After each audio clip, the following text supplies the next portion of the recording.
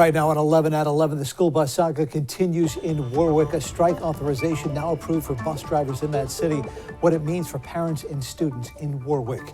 Plus, telling new information coming out about that tragic movie set prop gun shooting involving Alec Baldwin in New Mexico. What crew members were doing the night before.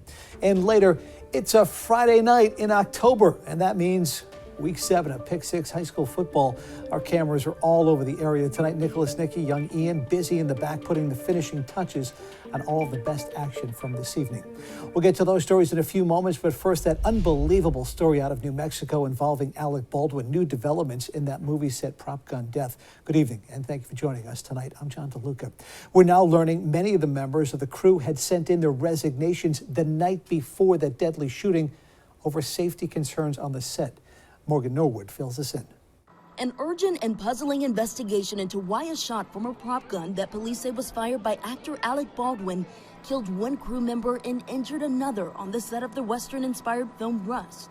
According to a member of the camera crew, he and a number of crew members had walked off the set due to gun safety concerns, adding they were brushed off by producers. He also says there were 2 previous accidental discharges twice in the same day within 10 minutes. The 911 call from the set revealing the chaos and confusion among the crew during a dress rehearsal for a scene. No dude that yelled at me at lunch because asking about revision. He's supposed to check the guns. He's responsible for it. 42-year-old director of photography Helena Hutchins, seen in this Instagram picture posted from the set just days ago, died from her injuries. Heralded as a rising star behind the camera, Hutchins in this post showing her excitement for being a part of the production. She was the kind of filmmaker who would stand in any uncomfortable place with her camera to get a shot. The other shooting victim, 48-year-old director Joel Souza, reportedly released from emergency care. Alec Baldwin tweeting Friday, "There are no words to convey my shock and sadness regarding the tragic accident that took the life of Helena Hutchins, a wife, mother, and deeply admired colleague of ours." According to a search warrant, the assistant director telling police he didn't know there were rounds in the gun he gave to Baldwin. There is a system of checks and balances before any actor is touching a prop gun. Prop master bringing the prop over to set, then an AD checking the prop gun, and then it goes to the actor. And Alec Baldwin said in a second tweet earlier today that he is in touch with Helena Hutchins' husband, offering his support to her family. Morgan Norwood, ABC News, Los Angeles. Nearly 20 years after the Station nightclub tragedy, the owners of the club say they plan to be more open with the public going forward. In February of 2003, pyrotechnics used during a performance by the 80s hair band Great White led to the club going up in flames. 3 years later, the owners, Jeffrey and Michael Dedarian, were sentenced for 100 counts of involuntary manslaughter. Now the brothers are promising to post more court documents online, as well as witness statements and answer questions on their Facebook page. Now to our coverage of the coronavirus on 11 at 11. Central Falls High had to cancel its homecoming game and next week's game against Pilgrim after one of its players on the football team tested positive for the virus on Tuesday. The team then went into a 10-day quarantine because only 2 of the players on the team are vaccinated. We only have 2 vaccinated players on the team, so do the math there. We won't have enough players to play on Friday. So they had been through the process, so they knew, what was happening. School says other homecoming activities like a high school tour for alumni will still go on as planned. Woonsocket-based CVS Health now giving out the Moderna booster shot. The pharmacy now offering appointments on its website. The Moderna booster is half the original dose. Doses of the Pfizer booster are the same as the first and second shots. Those are already being offered at CVS. And we should mention CVS is not offering the J&J booster. The Rhode Island Department of Health announcing booster shots are now available at state-run sites throughout Rhode Island. If you're eligible, you can now make an appointment on vaccinateri.org. Unspeakable loss. Their daughter killed in a senseless drive-by shooting this summer on the east side of Providence. And as of tonight, no arrests have been made. Well, months later, the parents, Amaya Brophy Bierman, are finding the incredible strength to speak with us about the light of their lives. ABC 6 News reporter Olivia DeRocha has a story. A bedroom that now sits empty. Her first glasses and her baby to have from the hospital. It's a painful and persistent reminder for Brian and Michelle Brophy-Bayerman that it's been nearly 3 months since their daughter Maya was shot and killed. And when he told us she was shot, how can your daughter be shot? It was in the early hours of August 1st when Providence police say Maya became an innocent victim in a drive-by shooting on the east side of the city. She was just 24. You read about people who lose their children and you think you can imagine how bad it is, but you just can't. You just can't. She was the kind of person that would just help anyone. But she didn't take herself too seriously. No. Like we start off with Goofy. She loved goofing around, but she was always there to support whoever needed support. Brian and Michelle now hanging on to the memories of their daughter. And Brian just looks so happy because he was. Maya was such a good hugger. Just months before her death, Maya had completed her master's degree in speech-language pathology at Northeastern University, a telling sign of who she was as a person and who she would have become. She did live life to its fullest, that's for sure. They will carry on Maya's legacy by advancing her commitment to diversity in the field of speech disorders. The two have created a memorial scholarship called Maya's Voice, and they say the first scholarships will be given out this spring. In the newsroom, Olivia DeRocha, ABC 6 News. In consumer news tonight, the Rhode Island unemployment rate is 5.2%. That's according to the Department of Labor and Training, or DLT. That's higher than the national average, but certainly much, much better than what the state saw last September. Pretty much half of what it was in 2020. The unemployment rate nationally, by the way, is 4.8%. Now to a real-life example of Rhode Island's affordable housing crisis. A single mom recently found herself out on the street while trying to care for her severely disabled son. That mother of 4 is now bravely sharing her story. ABC 6 News reporter Laura Puglisi picks up the story from there. I cried and cried and cried and cried. I just kept looking at my kids. I felt like a failure. I didn't know what to do for them. I didn't know where we were going. It's a story Donna Wood never thought she would be the face of. The Warwick single working mom of 4 found herself on the brink of homelessness this summer after her landlord sold the apartment she lived in for 5 years, and she was given 20 days to get out and find a new place to live. Who can get out in 20 days? Like, who can do that? Like, that is such a short amount of time, especially with the baby and my other kids. I don't know, like, where do you go if you can't find an apartment? Wood searched tirelessly and couldn't find anything in her price range that could fit her family and son with severe disabilities. Corey, a newborn at the time, was in and out of the hospital with brain bleeds. Wood says he has 3% of a working brain and suffers from infantile spasms. If I ended up on the street, how would I be able to do that? With all his medical equipment, everything he needs, he can't be out in the cold. I couldn't imagine being on the street with him. I really think they would take him from me. Wood was able to secure temporary housing through a hotel program funded by the RI Coalition to End Homelessness. But the housing is only temporary. She and the others in the program have until the end of the month to find a long-term solution. It is torturous mentally. It will destroy you. Because if you have nowhere to go, constantly you're thinking in your head, where am I going? Where am I going? Where am I going? And then you're trying to think of like a million different ways to go. And at the end of the day, there are no options. The shelters are full. So if there's no room in the shelters, where are these people going? And where will she go? Wood says she has no idea. But now she does have the support of the community, who's raised more than $18,000 on her GoFundMe. She says she plans to use it to pay for her son's medical needs. I don't even know how to react about it. I'm so in shock that there's still good people out there that actually care. Being his mom is the greatest thing that I could be to him. You know what I mean? I'm all he has. So if all I can give him is my love, then I will give him all of it. And that's all I can give him right now. I'm Laura Puglisi, ABC 6 News. New tonight on 11 at 11, the U.S. Supreme Court saying today it will start hearing arguments against the abortion ban law in Texas on November 1st. Rarely does the court take up a case that quickly after getting it. But until then, the law will stay in place while legal challenges play out. When the justices do take it up, they'll be focusing on how the bill is constructed. As it stands right now, officials in Texas can't enforce it, but private citizens can bring a lawsuit against anyone they suspect has gotten or helped someone get an abortion. Now to our focus on our schools. The school bus saga in Warwick takes another turn tonight. A strike authorization for the bus drivers union has been approved by the national union. So what does that mean for students and parents in the city? Well, according to Stephen Souza, spokesperson for the drivers union, there's no chance of a strike happening before November 1st, meaning parents and students in Warwick don't have to worry about bus pickup for the coming week. That's the week of October 25th. During the time between now and November 1st, Souza says their goal is to reach a resolution and not disrupt student pickups. Members of the union, though, recently voted to reject a deal that had been reached by the union leadership and First Student, the bus company. So stay tuned. The high school student who allegedly wrote a serious threat on a bathroom wall at Taunton High School earlier this week has been identified and will be facing criminal charges. Taunton police say that student also wrote messages in other bathrooms at the high school that were found the next day.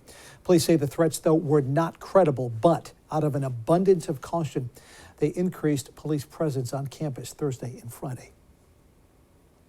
Well, it looks like plans are now in the works to turn McCoy Stadium into a school. According to Mayor Grebian, the Pawtucket School Committee is exploring the idea of building a state-of-the-art campus right at the site of the old ballpark.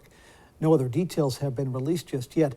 And since the Paw Sox moved to Worcester some 2 years ago, the stadium has been a sad, empty shell of its past glory. It's now being used as a COVID testing site. Well, that's going to do it for tonight's 11 at 11, but we still have some more news on the way for you tonight. Animal Control in Providence sending a blunt message to residents tonight. Stop abandoning your pets at random spots in the city.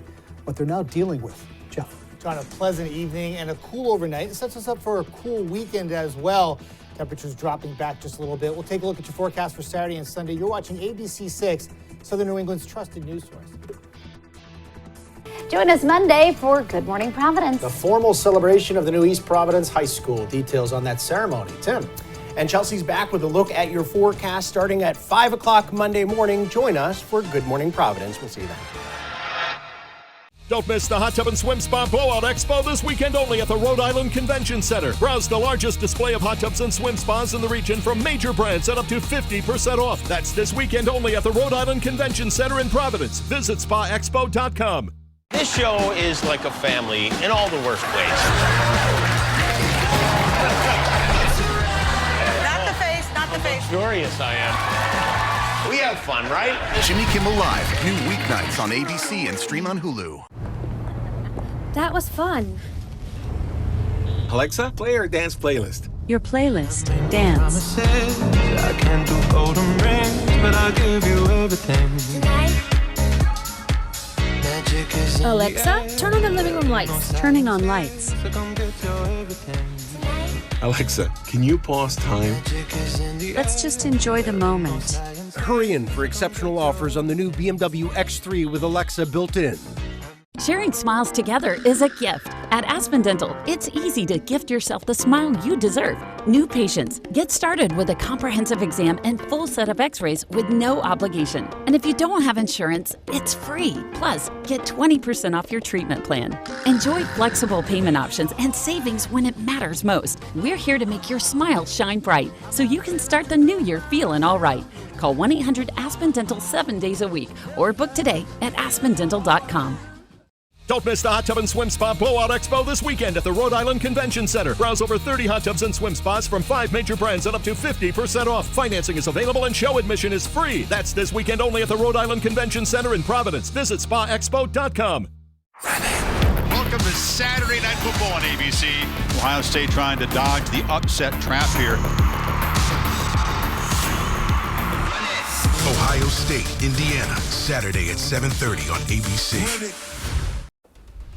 All new tonight at 11, Providence Animal Control sending a message tonight to residents of the capital city, and really it's a blunt message. Stop dumping your guinea pigs in the park. On Facebook, Animal Control posted it's found 10 abandoned guinea pigs this week in Roger Williams Park alone, and they're now looking for shelters or for people to take in some of those guinea pigs because they can't care for all of them. They also mention if you can't take care of an animal, you can always give it away to a shelter instead of just dumping it in a random spot in Providence. And now, your ABC 6 Storm Tracker weather with Chief Meteorologist Jeff Denoyer.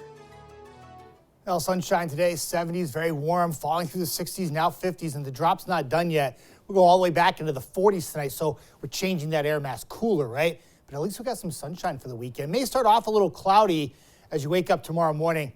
Temperatures generally in the 40s to around 50 degrees.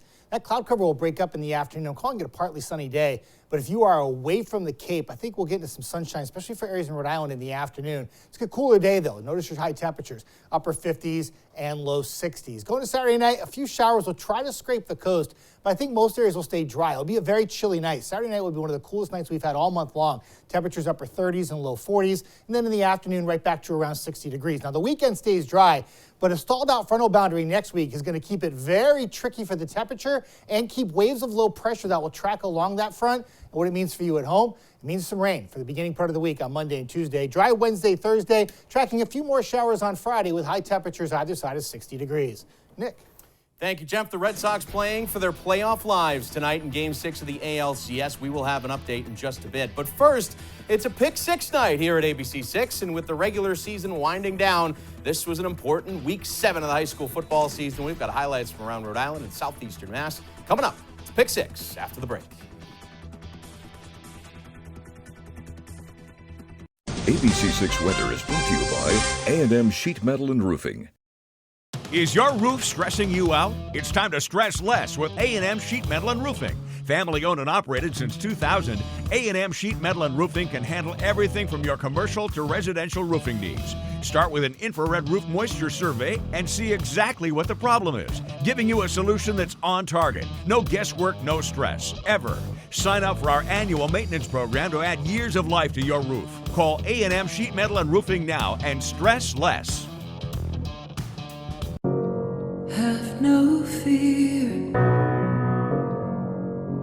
it's gonna be okay.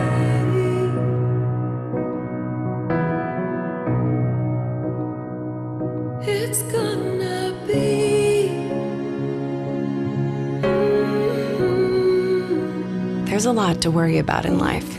Cox gives us one less thing to worry about online with advanced Wi-Fi security for everyone in your home. Elvis Costello is back. Farewell, okay. Hello again. Farewell, okay. Elvis Costello and the Imposters. October 28th, the Providence Performing Arts Center. Tickets on sale now at ppacri.org or call 401-421-2787. Don't miss Elvis Costello and the Imposters. Live. Hello again. Remember when you just started junior high? You've come a long way in a short time. From teenager to adult, just like that. With your whole future ahead of you, you deserve to start that journey in your new Toyota. And we want to help. That's why Toyota is giving recent or soon-to-be college grads a rebate of up to $1,000 on select models. That's $1,000 over and above other special financing or lease offers. To find out more, visit us at buyatoyota.com. Toyota, let's go places. Nicorette knows quitting smoking is freaking hard. You get advice like, just stop. Go for a run. Go for 10 runs. Run a marathon. Instead, start small with Nicorette, which can lead to something big. Start stopping with Nicorette.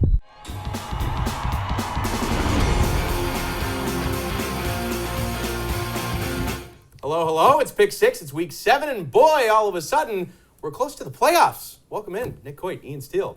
Back here with you on a busy sports weekend. Absolutely. The fall equinox of sports, if you will. Football, playoff baseball, high school football as well. And these games here locally with a lot of meanings. Just 2 weeks to go before postseason in the state of Rhode Island. Massachusetts getting close as well. And that's why we are starting tonight with a couple of roadie matchups with those high stakes. Ian, you have the first game. That's right. Seniors being recognized all over the state as we get late in the season. Here's a senior night in North Kingstown. NK hosting Shea. The Skippers with a lead in the second quarter. Kicking off after a score. Zion Duarte fielding it at the 5-yard line. Sees a cutback lane. He takes it. Sidestepping the kicker. Outrunning the rest. It's a kick 6 on Pick 6. Oh. The Raiders making it a 3-point game here, 21-18. Big plays aplenty down in NK. Edwin Bueller to Braden Rogers, a 66-yard touchdown. 66 on ABC 6. NK pulls away 42-18. Come sail away to Portsmouth, where the Patriots were hosting Woonsocket, and this was a symbol the sailboat for what the Pats offense was able to do tonight at home. Come sail away. Portsmouth was up 41-0 in the third quarter. Villanovans not quitting, though, and putting together a scoring drive topped off by Devontae LaValle barreling his way over the goal line. When Socket on the board, 2-point conversion, it was 41-8. But the visitors had no answer for the tricky ground attack of Pats. Later, Dylan Brandaris, he gets the handoff, he eases the sheet starboard and navigates his way to the promised land. Portsmouth the big winner at home tonight, 48-18. Patriots improving to 3-2 in Division 1A. I like the cut of that guy's jib. Oh, good. Sure.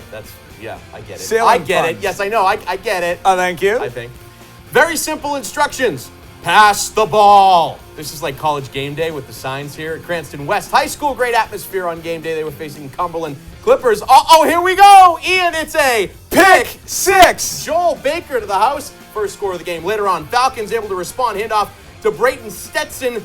He would get off the tacklers there and into the end zone. But that Clipper defense able to clip the Falcons' wings tonight. A 33-6 victory for the boys in blue, Ian. A pink out in Westerly as the Bulldogs kick off against Barrington. Home team with a lead in the second half. And knocking on the door again, they give it to Zach Tuck, who already had 150 yards on the ground at this point. That puts West LA up 21-0. They get the ball again, going for it on fourth down in no man's land. Fumble on the snap. Jake Zimmerman there to clean things up for the Eagles. They take over on downs, but on the ensuing drive, the home team seals it with an interception. The Bulldogs win this crucial playoff seeding battle, 28-0. All right, let's head up north to the grounds of McCoy Stadium for a Pawtucket-Providence matchup between St. Ray's and Mount Pleasant. St. Ray's QB, Andre Tapina Gray, had himself a day. Goes for a solid run here to put the Saints in the red zone. And he finishes off the next play here as he marches on in to the end zone for 6. One of his 2 touchdowns he would have in the quarter. Second quarter now, Mount Pleasant, strike back here. Deuce Addison chucks one up for Israel Geraldo. Makes a body-twisting catch. Hangs on for the grab, but it would be St. Ray's coming out on top in this one. Close one, 21-14 final. Fans coming out big in Bristol for both the home and away teams, those being Mount Hope and Moses Brown facing off in Division 2 tonight. The Huskies trying to get something going here in the fourth quarter. On fourth down, they go with the fake punt, but Moses Brown knocks it away and gets the ball in Huskies territory. A couple penalties backing them up, but third and long, David Farber connects with Christian Chase, who's spun around and thrown down. That sets up a Quakers short field goal attempt. That was important because Moses Brown had a chance to make it a 3-possession game, and that's Chase. He has a side job as a kicker, also receiver, kicker, puts it through the uprights. Quakers take this one tonight, 24-7, the final. Under the lights at Max Reed Field, Tolman hosting Rogers after they cross the bridge from Newport. Not very nice hosts, though, up big in the second half, but the Vikings starting to get some offense going. The pass to an open Joel Dupree over the middle for a first down. Nothing doing on that drive, and then the Tigers would add on. Devray Montero up the gut, and then he and his teammates find the pick six over there camera to celebrate. Over there. They found us. Hi, Hello. guys. Tolman gets a big win, 46-7, the final. Now take a look at these pumpkin heads. Whoa. Those, the West Warwick football seniors on a stick. It was their day as the Wizards hosted Lincoln. First drive of the game here. It's exactly how West Warwick scripted it. Quarterback number 12, named Brady, looking like Tom Brady. Miali finding Richard Medeiros on the other side of the screen. Makes a big play for the tutty there. Home team on top 7-0. The ensuing kickoff, it's a squib that backfires a little bit. Ethan Sexton able to find some solid field position out of this, but not enough of that as West Warwick wins. Say that 10 times fast. 31-7.